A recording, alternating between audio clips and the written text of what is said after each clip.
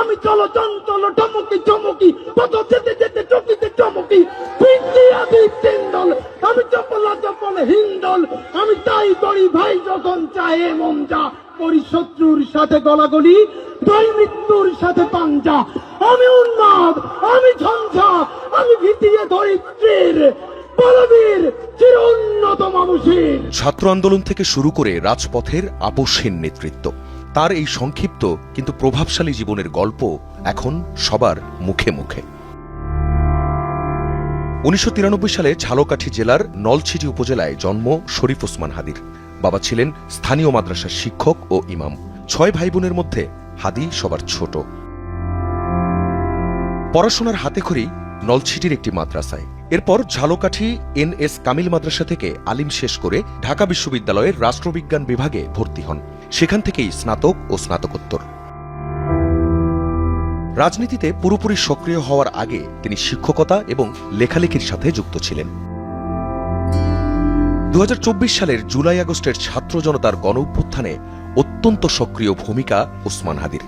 রাজধানীর রামপুরা এলাকায় আন্দোলনের সমন্বয়ক হিসেবে ছিলেন সম্মুখ সারিতে। অভ্যুত্থান পরবর্তী সময়ে বিপ্লবের চেতনা ধরে রাখা, আধিপত্যবাদ ও ফ্যাসিবাদ প্রতিরোধের লক্ষ্য নিয়ে ২০২৪ সালের ১৩ আগস্ট তিনি গড়ে তোলেন ইনকিলাব মঞ্চ নামক রাজনৈতিক সাংস্কৃতিক প্ল্যাটফর্মটি।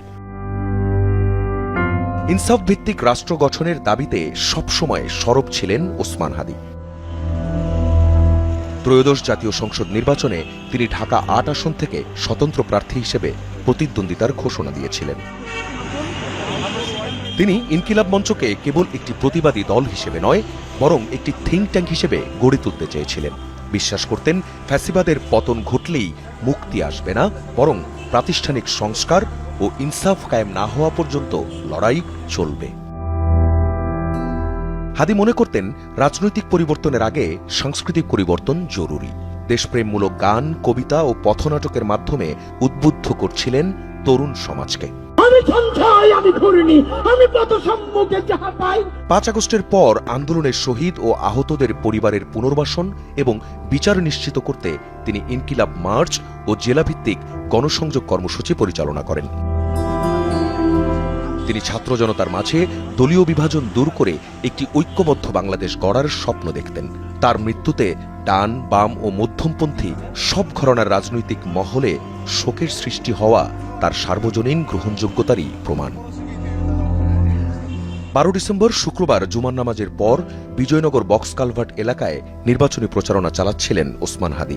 দুপুর ২:২৫ দিকে মোটরসাইকেলে আসা দুর্বৃত্তরা চলন্ত রিকশায় থাকা হাদিকে লক্ষ্য করে খুব কাছ থেকে গুলি করে। একটি গুলি তার ডান কানের পাশ দিয়ে ঢুকে মাথার বাম কান দিয়ে বেরিয়ে যায়। তাৎক্ষণিকভাবে তাকে ঢাকা মেডিকেল কলেজ হাসপাতালে নেওয়া হয় এবং লাইফ সাপোর্টে রাখা হয়। পরে উন্নত চিকিৎসার জন্য সিঙ্গাপুরে নেওয়া হলেও বাঁচানো গেল না ওসমান হাদিকে। আখলাকুস সাফা, যমুনা নিউজ, ঢাকা।